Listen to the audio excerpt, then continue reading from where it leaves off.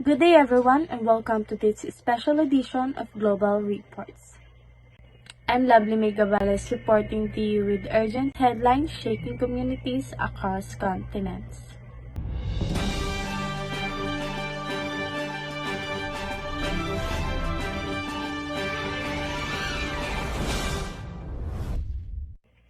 Breaking news. We are facing a growing threat to human well-being, global food insecurity. In today's special report, we will unravel key issues fueling this crisis: rising food prices and poverty, population growth and urbanization, rising incomes and changing diets, biofuel production and access to land, and the devastating effects of climate change. Joining me are our field correspondents who will delve into each of these critical issues with detailed updates. Let's begin with Jay Mamamutuk, who bring us the broader picture on the challenge of feeding the world. Thank you, Lovely. This is Jay Mamamutuk reporting. Global food security has become one of the major challenges of the 21st century. The increasing global food prices have been caught the attention of governments worldwide. What's alarming is the vulnerability of food systems. They are affected by demographic, socioeconomic, environmental, and policy-related factors. These impacts are felt most harshly by the poor and marginalized communities, especially in developing nations. The upheavals in local food systems directly influence regional and global food security concerns. On the flip side, development at the global level often penetrate deeply into local communities, causing insecurity and uncertainty. The consequences far-reaching. They affected not just food access but the overall well-being of people across borders and generations. For a deeper look into how our understanding of food security has evolved, let's now hear from Christine Jana. Thank you so much, Ms. J. Mamamoto. This is Christine Janet. The food term security is used widely across the nation. But what does it really mean? The presence of hunger and malnutrition is a clear sign of food insecurity. It's not just about the quantity of food, but also the availability at the local, national, and global levels. The 1974 UN World Food Conference defines food security as the availability at the times adequate world food supplies of basic foodstuffs. But over the decades, our understanding has evolved.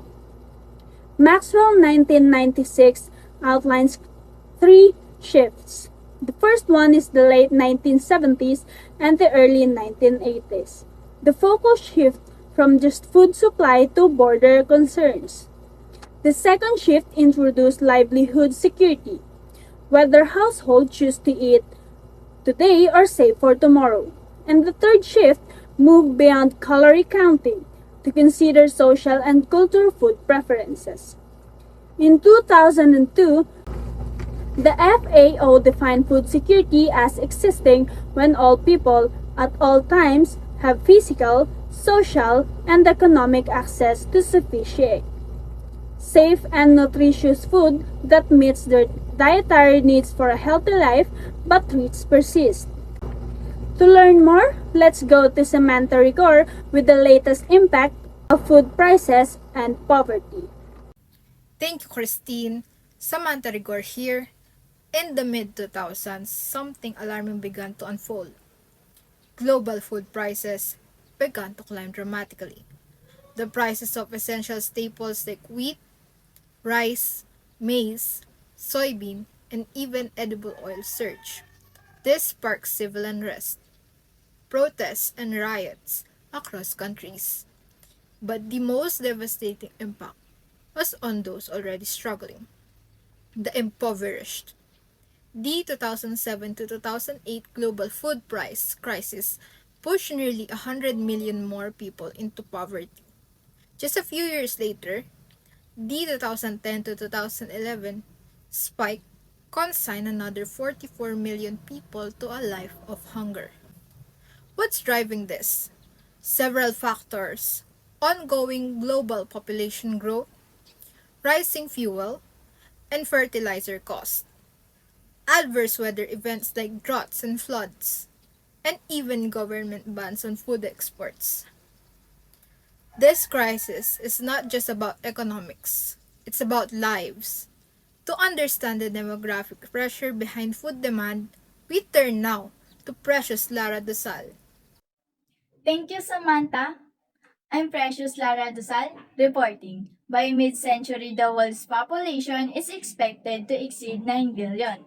This means the demand for food, feed, and fiber will double. The pressure is greatest in developing regions, particularly in Asia and Africa.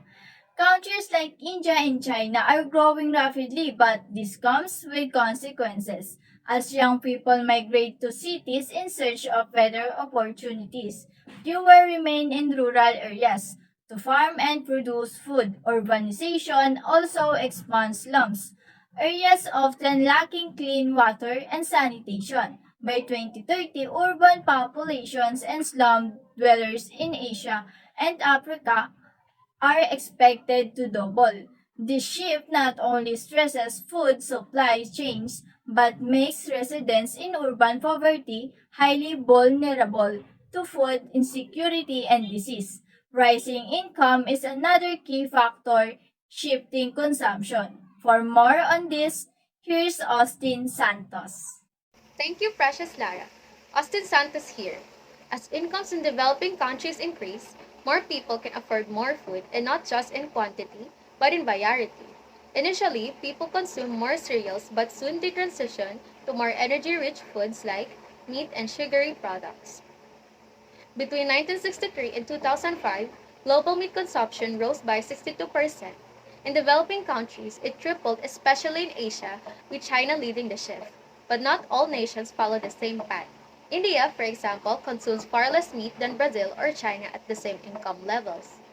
This dietary shift also changes agricultural practices. In China, land is being converted for soybean and maize production for animal feed, contributing to pollution, biodiversity loss, and greenhouse gas emissions. To examine land use of controversial rise of biofuels, we will now go to Alessandra Ricarte. Thank you, Ms. Austin Jean Santos. I am Alessandro Ricarte. The global surge in biofuel production began around 2004 to 2005 when the US and EU implemented policies promoting renewable energy. Biofuels like bioethanol and biodiesel are derived from food crops, sugarcane, maize, wheat, and oils, while biofuels reduce fossil fuel dependency. Their production has sparked controversy. The IMF reported that biofuels caused early half the increase in global food crop consumption in 2006 to 2007. Critics like Jane Ziegler warned this rush to convert food into fuel is a recipe for disaster. In Asia, land access remains a major problem. Small farmers in countries like Cambodia, Laos, and the Philippines face weak land rights and corruption. This undermines both food security and rural stability. Finally, let's explore how climate change is compounding all these issues with Jasmine Antipuesto. Thank you, Alexandra. Gishan Antipresto here, and we'll be talking about climate change. Climate change is now a defining factor in food security. It impacts all four dimensions like ability, accessibility, utilization, and stability. Horticulture is highly climate sensitive. We nourish in rainfall, droughts, and floods all affects the crop yields. Studies warn that the next 4 decades will see a global temperature rise of 2 to 3 Celsius. This could severely reduce productive of key crops like rice, wheat, and maize, especially in tropical and dry regions. Developing countries already struggle with hunger and malnourished will suffer the most. Most lack horticulture of clean water and healthcare, making them less resilient to climate shocks. Regions like sub-Saharan Africa and South Asia are particularly vulnerable. Together with these four drives, species, population, incomes, and land use, and climate form a perfect storm. Back to you. Thank you to all our correspondents. These interconnected challenges remind us that the food security is not just a policy issue, it's a global emergency. Solving it demands coordinate efforts from all nations, sectors, and communities. This has been your Global Food Security Special Report. Stay informed and stay engaged. I am Jay Mamamutuk reporting.